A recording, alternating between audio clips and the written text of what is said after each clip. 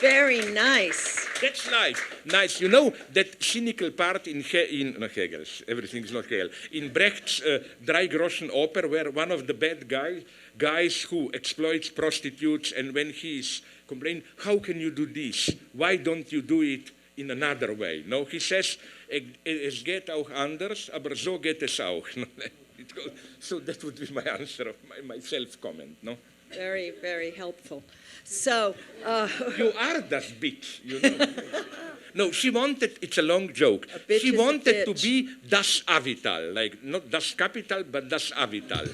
And I gave her an argument which I think convinced you. I told you that if that's avital, it sounds evil, but it leaves open the space for this disgusting humanism. You know, like, oh, she pretends to be evil, that's avital, but there is nonetheless a warm human being beneath. No, that's yeah, that turned me off. Nothing human beneath. It's a big turn off.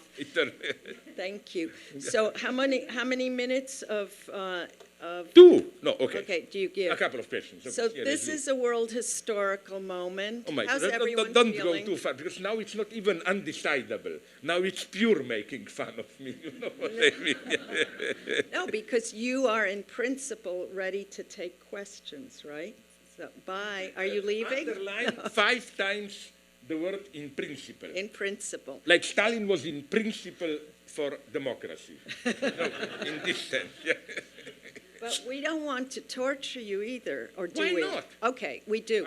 So thinking is torturing. I wrote, please, I will have a long text on Heidegger, torturing and language, where I go in detail into this. I don't like she's a nasty bitch, Elfriede, nastier than you, Elfriede Jelinek. But he said one thing wonderfully. Well, she said, language in its fundamental dimension, language lies. We have to torture language to make it say the truth. That's ridiculous. Are you crazy? But all poetry is this. What? Suddenly you regressed off the page to truth and lies and... wait a minute. I'm not about... you should be more... Maybe, don't tell me this post. You did so well, and now you're bullshitting us. No, they are bullshitting you on. You know, on Wall Street, I was so mad that I didn't discover this obvious play with words. You know what's the symbol of Wall Street, no? A bull. And yes, they are bullshitting. We are getting the shit of that bull, don't know. That's true. Not very good. By this, no? But no, I loved it. I loved it, really. Yeah, really. So we have different ways. We haven't deconstructed Q&A, but what we can do is you can listen to the questions and then decide if you want to answer them. It doesn't have what would be a really Levi-Straussian way would be for me to talk for 5 minutes, and then you would have to guess which was the question to which I'm answering. This would be the only Hegelian way. You know? So, who would like to ask Slavoj or make a comment? It doesn't have to be a question. It can be an answer, as you said. No, I'm quite serious. I'm not accusing you, but do you know that at every conference, there are usually guys who pretend to ask a question, but really use it for like 10 minutes self-declaration, you know. Or they People know the like answer. these are one of the reasons why I still exceptionally advocate death penalty, you know, if I put it like that. Okay, with all these provisos, who has the balls or guts to make a comment, a remark, a question, expose shamelessly their own reflections, because they wrote a book on this very subject or are thinking of something? Can I just tell you something, because you are not only my students here who are there. Nonetheless, let me make a remark which against my nature will sound feminist, no? I'm so glad to tell you that how there is a kind of a higher necessity in our lives that every 1 to 3 decades, a woman writes a really good book on Hegel. And they are almost all women recently. It started, it's a modest book, then she turned towards Kantianism, I don't remember. Beatrice Longuenesse wrote some 30 years ago in France a book, Hegel and the Critique of Metaphysics, something like this. It sounds very modest, but it's a very good book. It was later translated, I think. Then, it was some 10 years ago, Catherine Malabou, The Future of Hegel, where she in a wonderful way deconstructs or demystifies, using the terms very naively, this idea, Hegel, the idiot who thought history is an end, no, and in a totally new way opened up this problem of Hegel and the opening of the future with basically a beautifully paradoxical but deeply convincing thesis that what Hegel calls absolutes Wissen, absolute knowing, is the formula of the most radical opening towards the future. It's precisely a gesture of, okay, here it is, the conclusion, so now attack me. You know what I mean? This concluding gesture which, through very self-limitation, opens up, exposes itself. It's much more honest than this self-relativizing historicism where I really hate people, where you always, when you say something, you always add that you don't really agree with yourself. You know, maybe it's not like this, I know, blah, blah. And the third book, recent one, Rebecca Comey, Morning Sickness. Not morning as the sun is rising, but morning like Trauer. No? It's an excellent reading of Hegel and the French Revolution, much more radical than Richter and Joachim Ritter, sorry, not Richter, all the classical stuff that we know. In a wonderfully immanent analysis, it shows first how much more radical Hegel was than Kant and others.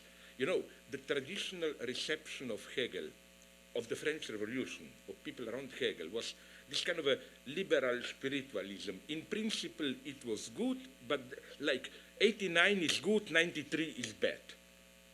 And then, okay, you can play all the games, that the passage was necessary or not, but nonetheless, Hegel is the only one. In Kant, you even have a wonderfully ridiculous open split into two. On the one hand, in what everyone, Lyotard, quotes is those passages, I think, is it in Streit der Fakultäten or Was ist Aufklärung? I always forgot that. Which passages? Oh. What a vulgar empirical question.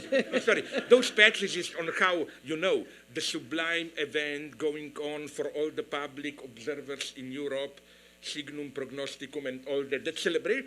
At the same time, if you look at Kant's Metaphysik der Sitten, you find such a trauma at the trial against the king, which Kant denounces as the ultimate indelible crime, diabolical evil, something which from within undermines the very form of the law.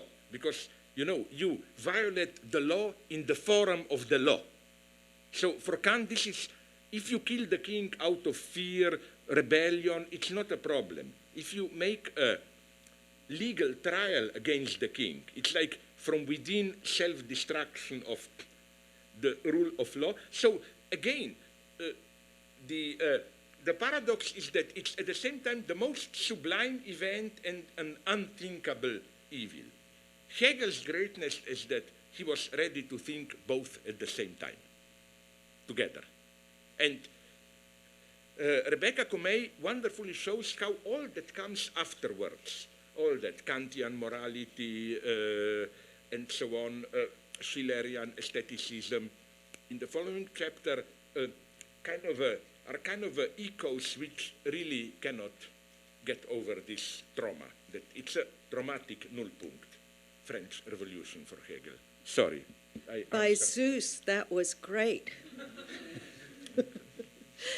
Really, really, who will be your Khrushchev on Ibiza? You know, that's asking. So there, we only have time for a few more questions.